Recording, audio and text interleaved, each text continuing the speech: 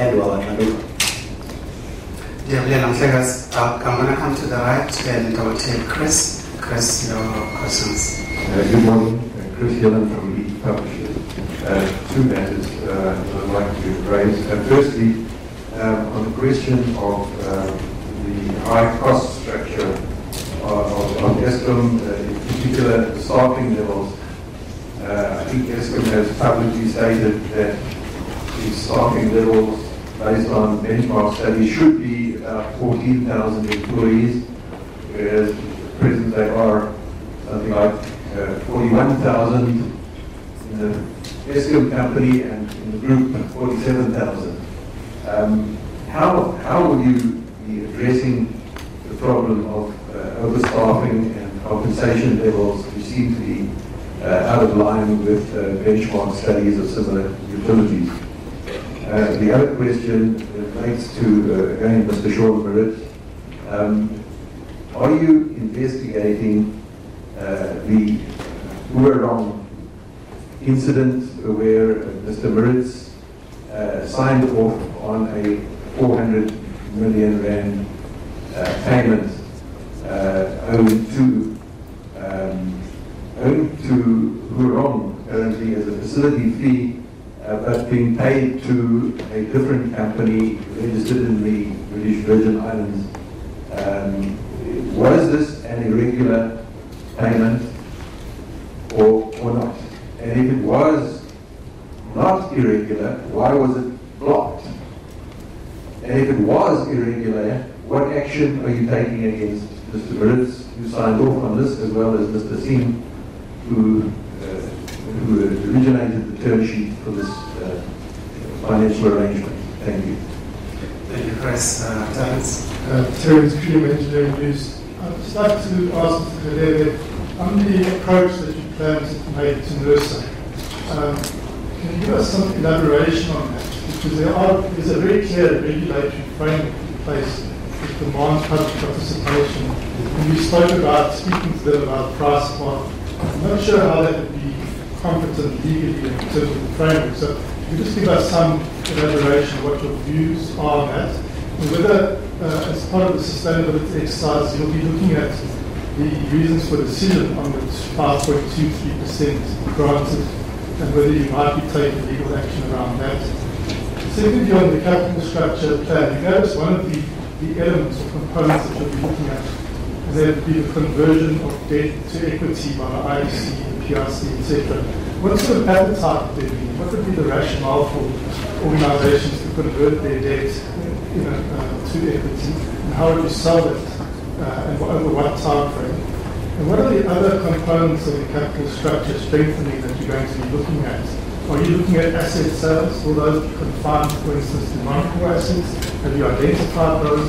Or will you also be looking at core asset sales? And can you give us some time frame as to when you can come up with a credible plan that you can present on strengthening of the capital structure, and when you think that will be endorsed by your shareholder ministry, by cabinet, if it involves privatisation?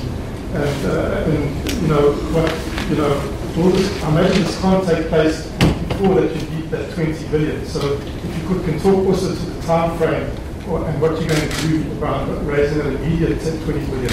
That's my third question. So when does that need to be raised, and how are you going to get it in place? Because these big ticket items like converting debt to equity, etc., seem to take a bit longer than the month that you have. Thank you, Terence. Antoinette. Antoinette from Hollywood. Mr. Maluso, when we sat here with the last annual results presentation, things looked good on the face of it, and big bonuses were paid. On the face of it, it looked as if some of the gatekeeping clauses with regards to executive bonuses were ignored, and there would be bonuses paid also to the whole staff. Are you going to investigate whether these bonuses were paid lawfully or not? And then just a clarification on the roles of the board and the board not being involved in supplies. At the moment there's a board tender committee. Does that mean that the board won't be involved at that level in the award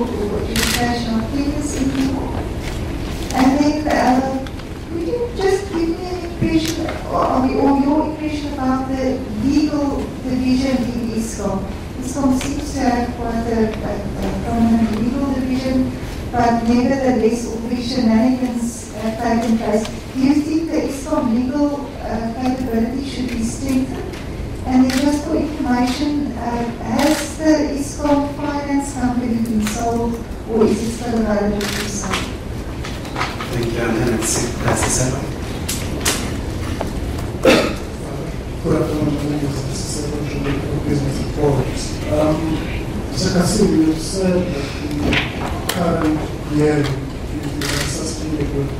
Can you give an indication of the report that we are 1 year? And secondly, faced with the balance sheet that was unsustainable and financial ratios that had been tolerated. Just like Chris, I'd like to hear some more on Eskom's plans to deal with its fixed costs, because those do come up when Eskom has to apply for tariff increases. What are Eskom's plans to deal with fixed costs? Yeah, I'm saying that the term is now covered, so I'm going to go to my left again. So Alex Winning from Reuters. My question, the first one is on nuclear. Given that you have described your own financial ratios as weak, is Eskom in a position, if there is a nuclear new build, to be the owner and operator of such a new build? And the second question is, I believe you said that as of the end of September, you've raised 54% of the financing that you need for the 2017-2018 financial year. Do you think that you will get to, how do you intend to get to 100%? How are your talks with banks progressing on raising the necessary funding? Thank you. Leadership will be, you'll distribute them accordingly. There was quite a lot of questions, but yeah. No, thank you very much. Didn't get the lady from my web's name, but I'll try and answer.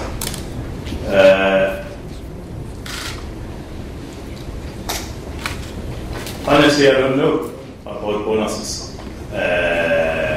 I think when bonuses are presented to the board for approval, our duty just as a rule of thumb would be, what is the policy?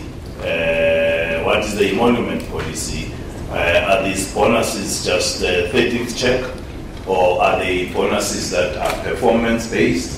And if so, how has those hurdles been set, whether stretch, if there's none? Clearly you can't, when you're supposed to pay, say you should have done this. So we'll have to look at that, and then on the basis of whether that is policy to pay, targets have been met or exceeded, and what is the policy says what you must pay, we will have to pay that if that's what the policy says. The next question then is whether you can afford it. I think it would be too early for me to comment about whether bonuses will be paid. Thankfully, the year end is in front of us. We are unfortunately caught up in this anomaly that we're having a meeting here about what has happened in September, which is what the board was kind of challenged by, that when you have to give this going concern statement, you need to look at the 12 months from the date you're looking at it. So if you can pardon, there aren't many normal things here. If you can pardon this other anomaly, that we've got 2 months, and it is that 2 months that Pagamani is worrying about, of the 10 billion in each of the 2 months that is going to pay to service the debt. That's that 20 billion, that's what worries him about. We then have to be worrying about the year end. But we as a board need to look at what is that is in the plan, in the strategy going forward. Hopefully we can buy into that, and hopefully we can give it our own fingerprints. Then we can own it. But what has happened at the bonuses paid last March, unless there is demonstration that people were paid illegally, there is very little we can do on that. On the tender board, on the tender committee, we are clear about this, that we don't choose suppliers. And to the extent there are structures in the board that conflict the point I've just made, the structures must give, the form must follow substance. The substance is the board cannot be dealing with customers, suppliers, and creditors. The board can't be doing that. The board needs to approve when management comes and says, here is our level of authority, these various executives, the various power station managers, this Exco, me, the CEO, this is where I am. The board, I don't think the board should be sitting down and deciding that Chris Yellen's bid is better than Sikonati's bid. What do I know to be able to, just a taxi driver, I can never be able to tell, I don't even know what a turbine looks like. So what is it that we know that management don't have? They have to come and say, the level of this expenditure is this touch above our authority. We need you to up our authority, or we recommend that you approve it. We need to satisfy ourselves. It's within policy, there's commercial logic. And then we can make that call. The legal division, all I can tell you, I'm still bewildered that the board has got its own lawyer and the company has got its own legal advisors. I don't know. I thought this is a board of this company. So what is it that the board and the company are so differing about litigiously that they need one to protect the other's interest against the other? So that is a concern to me. But it would be proper to say there are many questions that surface from the very two issues, the one that Chris raised earlier. And we also got to know about it more importantly when you sent your note to some of, your note was sent to some of the board members that there's this issue. So yes, we are looking into that matter. Yes, I can confirm no 39 or 400 million rand has been paid, $39 or $30 or 400. Nothing has been paid yet. We are going to look into that. Thankfully, there is a preservation order in that sense. Eskom Finance Company, I think it would be inappropriate to be talking about specific assets that we are disposing or not disposing. When we review the capital structure, everything is on the table. But please work with me. Let's not use words that will unnecessarily ignite an emotion that we all know it would just distract us from focusing on this. We will have to come up, having looked at the current structure, either the money is going to be borrowed, stolen, or the shareholders would have to invest it, or you've got to dispose of assets that are not essential for your business. We have to find money somewhere. So we will look at all those ways. But what we do know, a debt equity structure of the one we have is not sustainable. Our debt to EBITDA ratios are just not sustainable. And we cannot be reliant on borrowings every time, and tariff increase every time. We need to look at everything, indeed, including our cost structure. Caleb does say so in his presentation. You cannot run yourself to sustainability by keep on cutting costs. You have to talk to your revenues. You have to talk to your revenues. Already when your costs are more than your revenues, you're going to go bust. So we have to look into that. Purely from just the business approach, it has to answer to that question. But no, I would really urge that we know what ways like privatization does to the socio-economic and political landscape. Let's not go there. I have no list of assets to be privatized. I have an objective to look at the capital structure, and we'll go to the shareholder and propose. that this is how, as I said, mine is to come with a detailed plan to address a detailed analyzed problem. Once we can demonstrate that, the shareholder will give you the option. You pay, you do this, you borrow, you steal, you sell, it's up to you. This has got these merits, this has got these demerits. This is our recommendation. It would be wrong to sit here and say there is that. So in the context of looking at the EFC, is that what we call it, Andre? In the context of looking at the EFC, we're looking at that is our asset. We're looking at all our assets, those that can be easily to address our issue, but it's all in the constraint, in the confines of dealing with the capital balance sheet restructure. Thank you.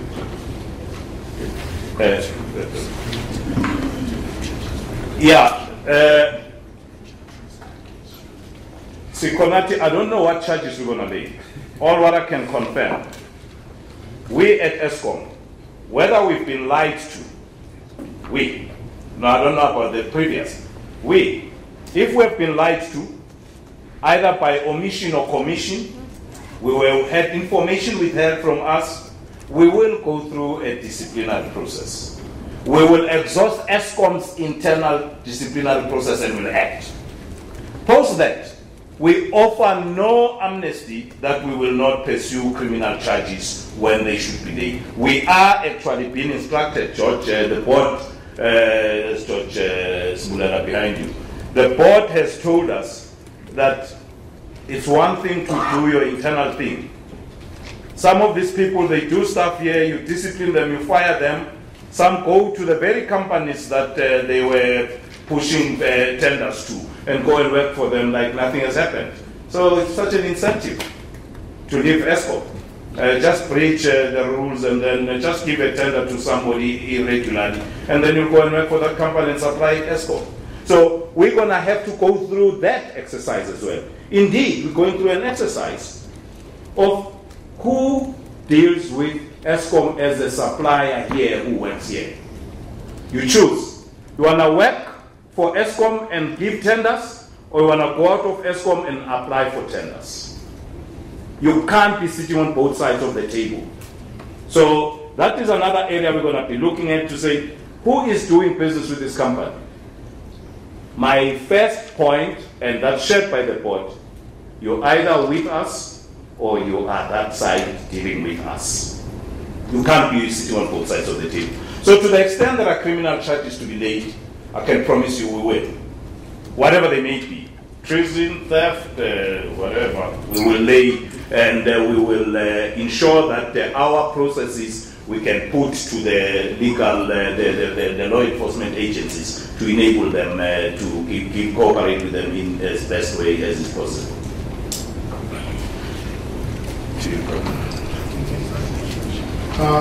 I'll take Terence's question around NASA and how we will deal with him. I think yes, we have to follow the framework in terms of the methodology, etc. And that's the advice and recommendations I will give to firstly the CE and then to the board.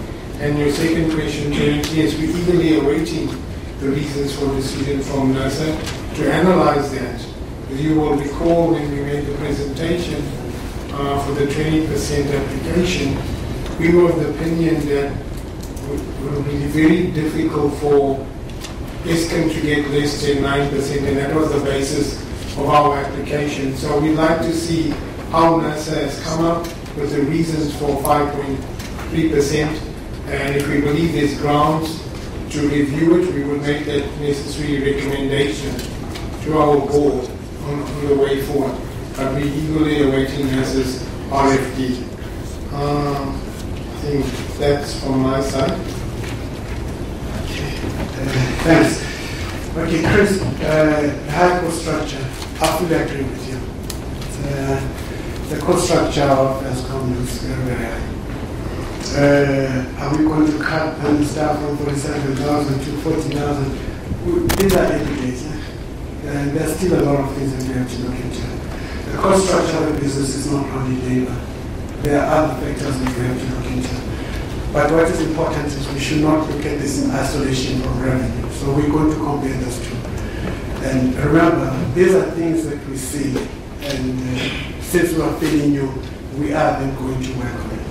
Then you ask us a question about 400 million investigation on the show. That is Quran transaction.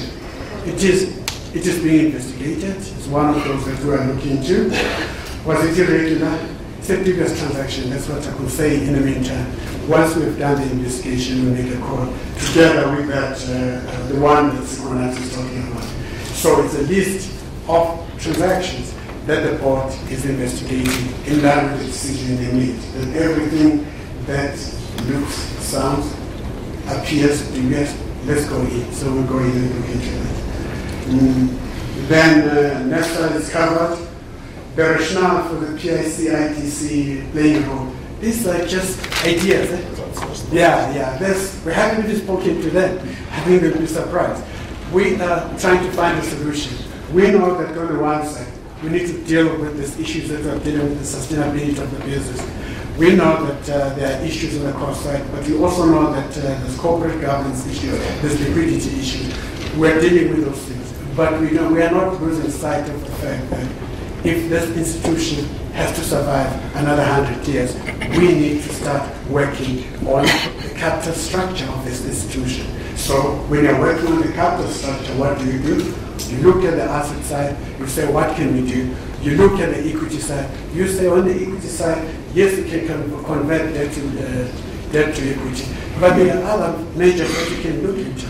You have to look at the earnings. How can we enhance and improve the earnings? How then do we discuss these issues with NESA so that NESA begins to understand that our survival relies on just not on the efficiencies that we can bring about, but also on them understanding our own business. That does not necessarily mean that we are fighting with them.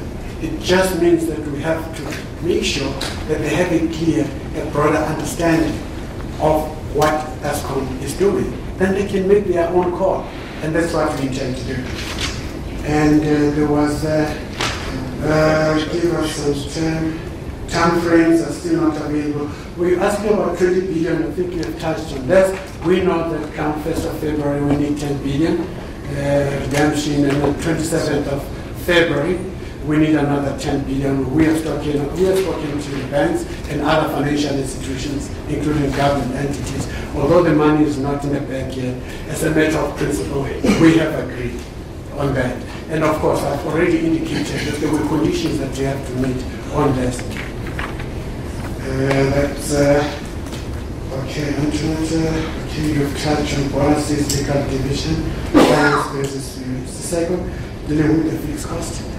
Yeah.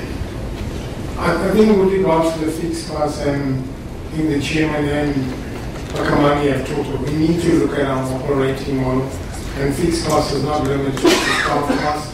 We need to look at the other components to ensure that as the gentleman from business reports, when we make a next application to the regulator, we must be confident that that's an efficient base on which we're basing our application. And then I think I should also address Alex's question on nuclear. Is it affordable? If I don't have a sustainable balance sheet for the current 700 billion of assets or generation, transmission and distribution now, I can't go and commit to additional expenditure around nuclear program. I need to ensure that I can sustain my current asset base to ensure that we deliver based on the 40,000 megawatts networks and the distribution first. Because I have limited funds, I can't be worrying about the future bill if I can't sustain my existing operations. So from our side, we will focus on maintaining the current assets, completing the full program that we committed to, and then we'll have to look at whether Eskom on its balance sheet can sustain a nuclear program going forward. But if you had to tell me that this has to happen immediately, etc., the balance sheet talks for itself. It cannot be added to the balance sheet that Eskom has at this moment in time. Thank you. Thank you so much. We're going to now check people on the chorus call. I understand that we have some people who are joining us on the chorus call. If we can maybe move to those ones before we take the last round of questions. Thank you, sir. We have no questions from the line. Thank you. All right, I see. You have a question? You have a question? He's asking about that ballpark figure for Bulgarian. Sorry? Ballpark figure on Bulgarian. Oh, what is appropriate? What's our optimum? Okay. Yeah. I think from our side, depending on how we come up with the operating model, we need an appropriate clearance. It's definitely much lower than 70%. We have to do the work and then get the approvals and then communicate it. It's always prudent to have a gearing that is 50% or less. There is a rule of thumb, because we're running through some documents. It puts it 45 to 50 for the institution of the state. Thank you, Chair. I have Angelo, and then I have the plan. If we have anyone maybe on the left-hand side, or I think Carol, you're helping me because this will be the last round because there's another session after us. The minister is going to speak to the investors or some other people. So I think this will be the last. Okay. Malak, do you have a question there? No. This will be the 3 and that will be the end of it. So we're going to start with Angela. Angela, a couple of China Global Television. Just on the point of clarity, you talked about the number of contracts that you've investigated. You put the number of 80% of them have been looked at. Can you quantify how many contracts have been described as either dubious, dodgy, or crooked? Angela, we'll move to the front.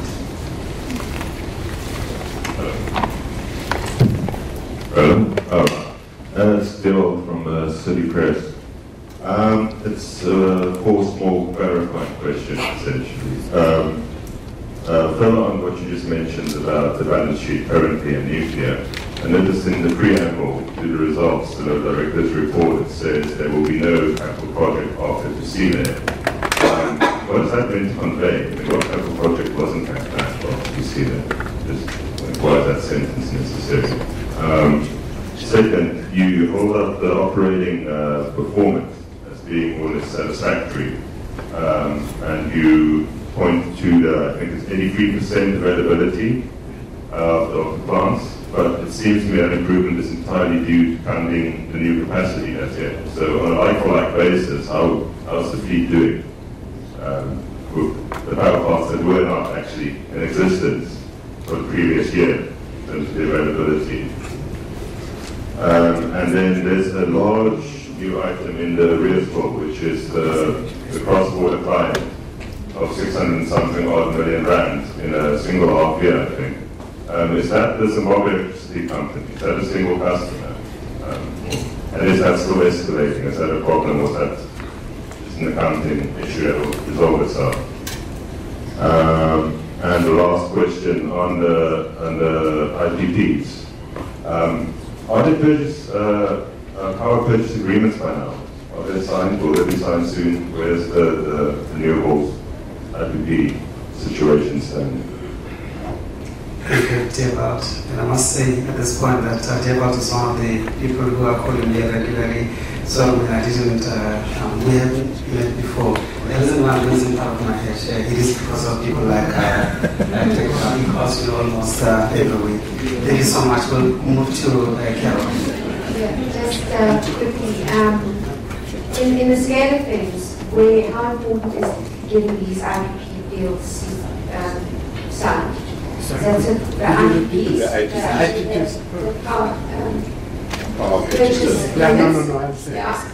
How important is that to you, like in the scale of things that you have to do right now? Getting it signed. Thank you, Carol. Leadership.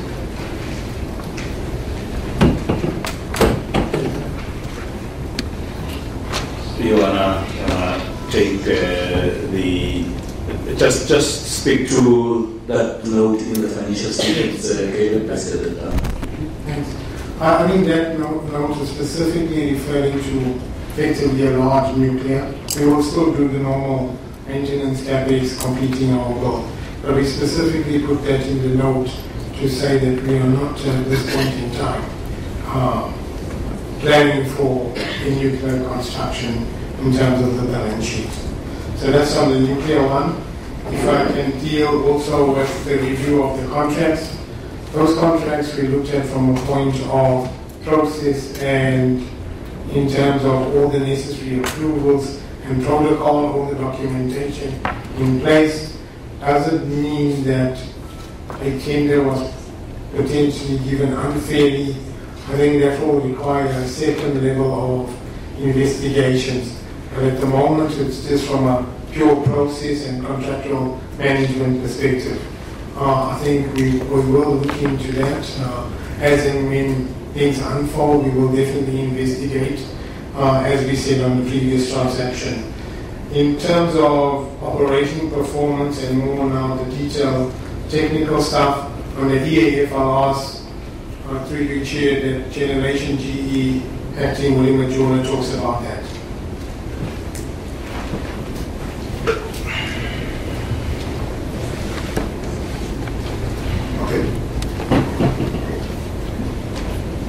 Just to answer the question, maybe just to go through the question again.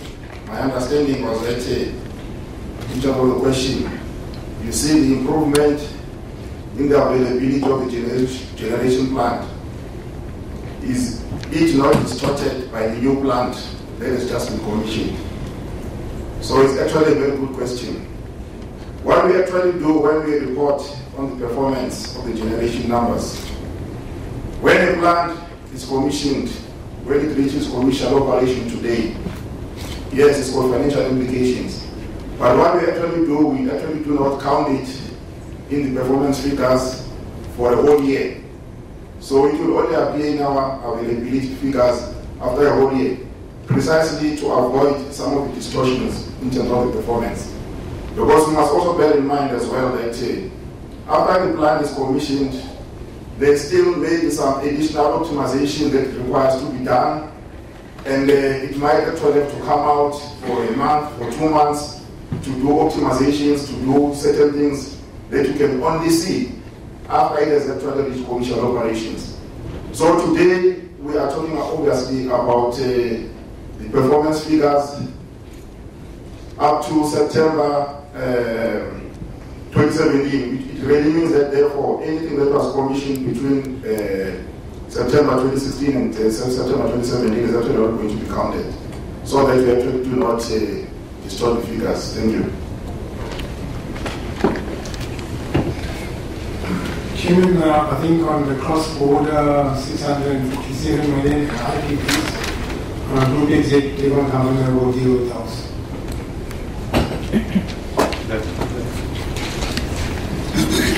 Thank you. On the question around cross-border debt, that 600 million, yes, it is correct. It's our international sales. It is made up of 3 countries, but the bulk of that is, correctly said, is ZESA, Zimbabwe. They unfortunately have not kept to a payment plan that they agreed to us, and that's the big challenge we still have, so that is still a problem. On the issues of IPPs, the power purchase agreements have not been signed as yet. The date for signing will be determined by the Department of Energy together with our shareholder Department of Public Enterprises once all the governance processes have been followed.